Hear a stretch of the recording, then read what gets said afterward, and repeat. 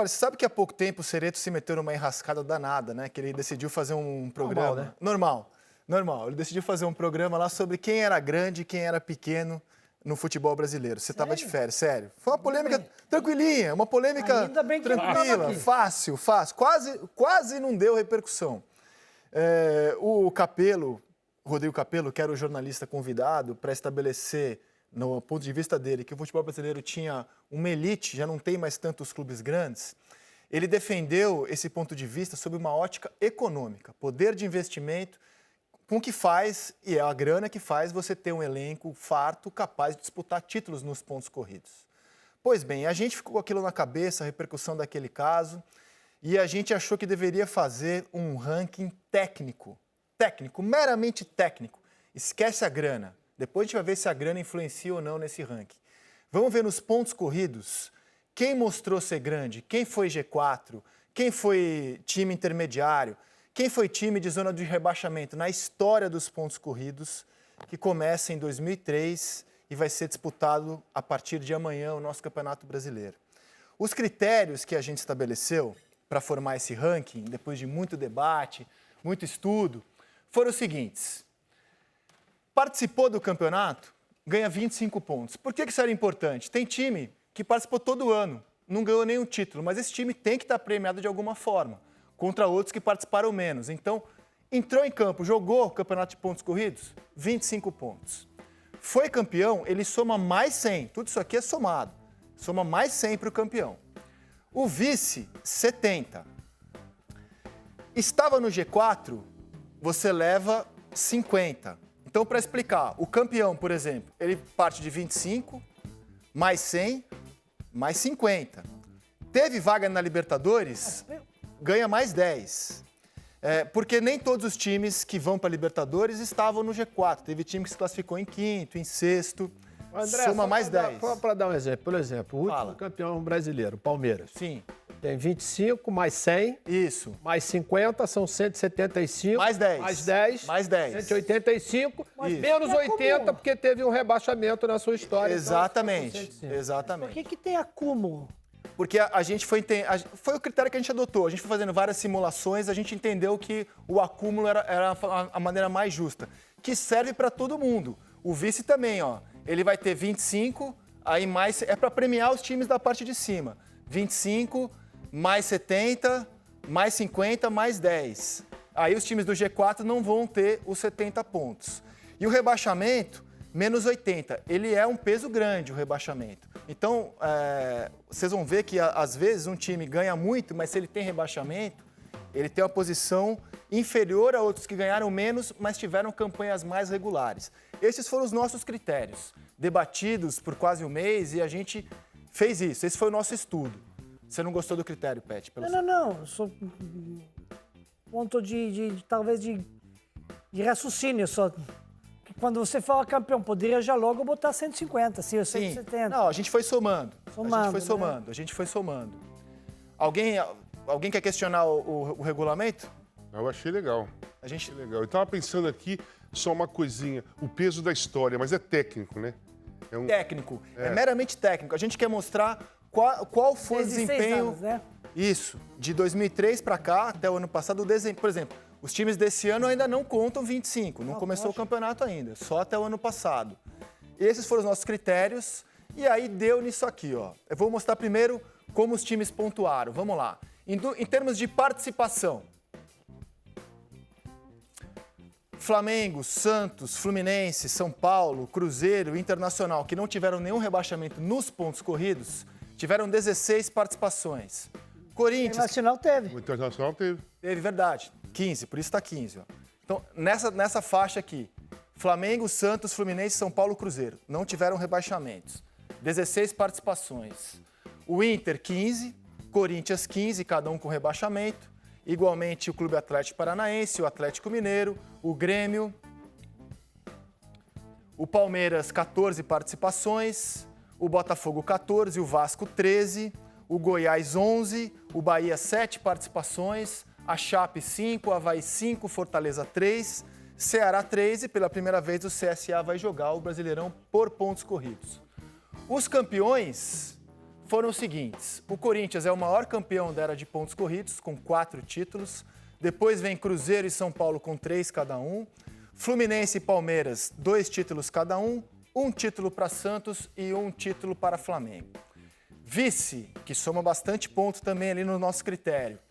3 vezes o Santos, 3 vezes o Internacional, 2 vezes o Grêmio, 2 vezes o Galo e 1 vice para Atlético Paranaense, Cruzeiro, Vasco, São Paulo, Palmeiras e Flamengo. G4, vamos ver os times que mais ficaram no G4. O São Paulo é o time que mais vezes ficou entre os 4 primeiros, seguido pelo Grêmio. Olha que interessante, o Grêmio e o Inter, já vou dando uma pista do que vai ser o ranking. Eles não têm títulos nos pontos corridos, mas eles estão sempre ali no G4. Sempre ali no G4. O Cruzeiro, 6. O Santos, 6. O Palmeiras, 6. O Inter, 5. Corinthians, 6. Flamengo, 5. Fluminense, 4. O Atlético Mineiro, 3. Tem mais uma página ainda de times no G4. Atlético Paranaense, 2. São Caetano, 1. Goiás, 1. Vasco, 1. E Botafogo, uma vez no G4. Vaga na Libertadores, via G4 ou via 5º, 6º lugar. São Paulo, 10. Cruzeiro, 8. Grêmio, 7. Santos, 6. Palmeiras, 6. Corinthians teve 6 também. Vamos virar a página. Flamengo, 6. Inter, 5. Atlético Mineiro, 4. Atlético Paranaense, 3. Fluminense teve 3 também. O Botafogo, 2 vezes. São Caetano, Curitiba, Goiás, 1. Assim como o Paraná, que não está nesse ranking, nem precisava estar aqui, né? O Vasco e a Chape. Rebaixados nos pontos corridos. O Vitória, que não está no nosso ranking porque não disputa a Série A. A gente vai colocar no ranking apenas os 20 que disputam. Tem como voltar lá, gente? Obrigado. O Vitória é o que mais caiu, 4 vezes. O Vasco, 3.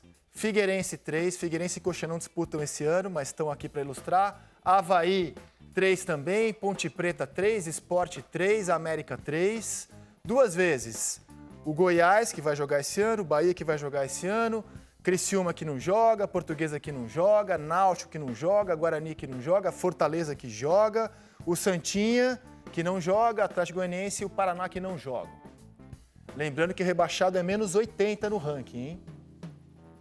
Uma vez, Internacional, Grêmio, Brasiliense, Paysandu, Atlético Mineiro, São Caetano, América de Natal, Juventude, Corinthians, Ipatinga, Santo André, Grêmio Prudente, Ceará, Atlético Paranaense, Botafogo, Palmeiras e Joinville.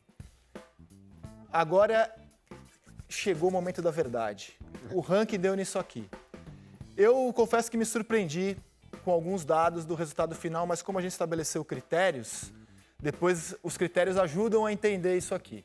O São Paulo não é o maior vencedor dos pontos corridos. Ganhou 3 vezes, o Corinthians ganhou 4.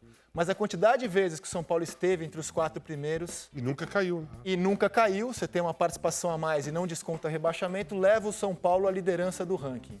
Em segundo, o Cruzeiro, que também nunca caiu, jogou todas as edições. Em terceiro, o Santos, que nunca caiu. E em quarto, o Corinthians. O maior vencedor dos pontos corridos, em termos de título, é o Corinthians. Mas ele aparece em quarto lugar, porque ele é irregular. Ele ganhou mais, mas ele fez campanhas muito ruins, como até do ano passado, quando brigou para não cair. E tem um rebaixamento, uma participação a menos. Isso levou o Corinthians ao quarto lugar nos nossos critérios. Depois vem o Grêmio, que não tem nenhum título, mas o fato de ter jogado bastante edição, sempre lá em cima, vice, terceiro, quarto, faz o Grêmio estar na 5ª posição, à frente até do Palmeiras. Essa foi a minha surpresa. Falei, caramba, vai ficar na frente do Palmeiras, que ganhou 2 vezes? Ficou, porque ele é mais constante que o Palmeiras na era dos pontos corridos. Os dois caíram uma vez, né? Sim. Então, pesou mais pro Palmeiras a queda em relação Na verdade, o aos que pontos. pesou aqui mesmo, Casão, foi o fato do Grêmio estar sempre no G4. Então, ele tá 5 pontos a mais, né? Incrível, né? Acabou anulando o título os 2 títulos do Palmeiras, que tem uma pontuação considerável, né? São 100 pontos para o título. Mas o Grêmio fez campanhas tão consistentes que ao longo dos anos ele ficou na frente do Palmeiras aqui do ranking. O Fluminense também tem um título a mais do que o Flamengo, né? Ficou abaixo do Flamengo porque o Flamengo é mais constante, é mais regular do que o Fluminense. Pô, nunca caiu. E nunca caiu. O Internacional... Essa diferença de 80 pontos, 50. Sim. Né? Sim, sim. O Fluminense também nos pontos corridos não caiu, nos pontos corridos. O Internacional é o 9º, o Atlético Mineiro é o 10º. Essa seria a primeira página, portanto. Vamos para outra?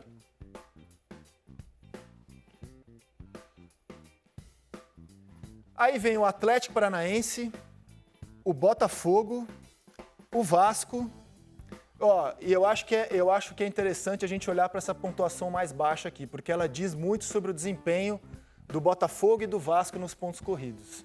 É, historicamente, um desempenho de parte baixa da tabela. O Botafogo é o 12º no nosso ranking, o Vasco é o 13º, com uma diferença mínima em relação ao Goiás. Mínima mesmo. Aí vem a Chape, o Bahia com apenas 15 pontos, são muitos rebaixamentos para o Bahia, né? E aí a turma que está negativa, o Ceará com menos 5, o Fortaleza com menos 85, o Avaí com menos 115 e o CSA sem ponto, porque ele nunca disputou. Ele nunca disputou o campeonato por pontos corridos. Eu acho que isso aqui é um recorte interessante. Mais do que a gente discutir, Botafogo e Vasco, para mim são gigantes, enormes, nunca deixarão de ser. Mas esportivamente, nos pontos corridos, Botafogo e Vasco não conseguiram competir como gigantes. Acho que esse ranking mostra muito claramente isso. Eu gostei. O que vocês acharam? Eu acho que mostra o que foram os pontos corridos. Esse eu ranking. achei interessante. Mostra principalmente que se você não tiver regularidade nos campeonatos de pontos corridos, fatalmente você não vai conseguir atingir o objetivo. Em cima desse critério. Esses critérios que foram montados aí. E aquele dia, no programa do Cereto, você podia atacar a subjetividade que o programa levantou. Bom, como assim? Eu sou grande, eu sou gigante. Então aqui a gente não vai discutir a grandeza do Vasco e do Botafogo, porque para mim eles são, de fato, gigantes, enormes. Mas esportivamente são equipes que não conseguiram competir na era dos pontos Tem corridos. como colocar aquela primeira página de quantas participações? Claro, põe na tela pra gente. Aqui você tem quiser, a gente alguma recupera. dúvida de... Participações, tá na tela. Não, participações.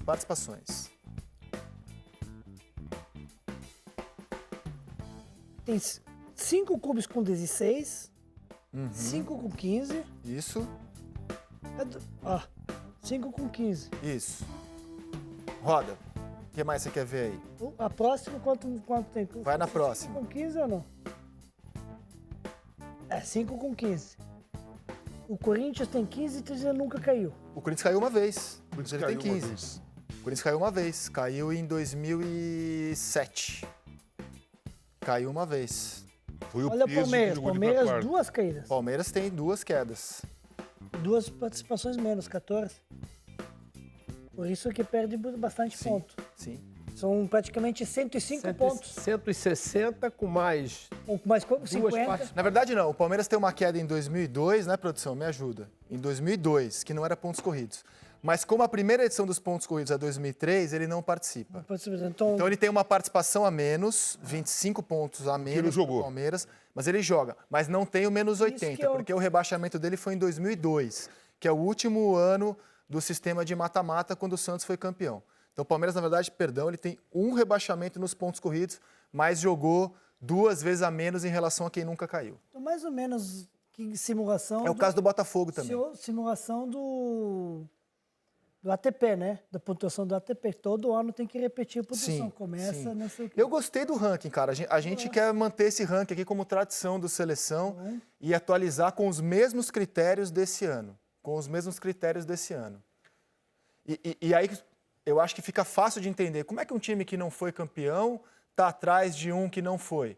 Porque não é um ranking por títulos. É um ranking que mede a regularidade dessas equipes nos pontos corridos. O quanto essas equipes vêm competindo. Times que estão batendo na trave ganham muitos pontos na parte de cima da Eu tabela. achei muito bom. Eu gostei. Isso é um ponto corrido. Agora, se fizer todos os campeonatos brasileiros, seria porque mais matemática, mas... Daria para dividir a história do Campeonato Brasileiro em 3 fases. A era pré-71, que é a fase das Copas, que depois vieram a ser reconhecidas como Campeonato Brasileiro, Taça Brasil e Roberto Gomes Pedrosa, menos times, mata-mata.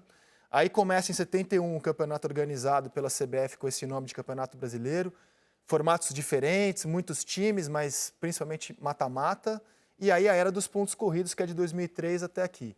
que eu acho que é uma era, você pode até não gostar do formato, mas que acaba medindo com mais precisão aqueles elencos mais preparados. Mais né? justiça também, né? Com mais justiça. Quem se preparou, quem se planejou. Por exemplo, no mata-mata, né? Você pode ter uma surpresa. Hoje, dificilmente, você vai ter uma surpresa de um time que não teve um bom desempenho durante todo Você o vai ter campeonato. surpresa num jogo. Não, É, no caso, num jogo. eu pego, por exemplo, de 92, isso porque o Botafogo fez uma campanha em 92 absurda, né? Com Renato, Carlos Alberto Santos, Dias, Valdeir. Se tivesse parado o campeonato na primeira fase, porque ficaram 8, dividiram 2 grupos de 4 para jogarem entre si, depois saía um de cada grupo para jogar a final. O Botafogo teria que colocar 11 pontos, né, para o segundo lugar, se naquele ano tivesse sido o campeonato de pontos corridos. Aí quando você chega na outra fase, aí você atravessa um momento onde tudo se encaixa. Tudo se encaixou aonde? 4, 5, 6 jogos. Aí acabou. Então você leva uma vantagem. Aí você tem a surpresa, né? Foi exatamente o que aconteceu com o Flamengo nesse período. O Botafogo classificou do lado de lá, até pela superioridade e competência. E nós conseguimos derrubar todos, Internacional, Vasco e teve mais um, que tinham feito campanhas melhores, porque o Flamengo foi o 8º nesse ranking. Né? O Botafogo foi o primeiro, o Flamengo foi o 8º. Você dividiu em 2 grupos e terminou. Porque tem a questão do momento.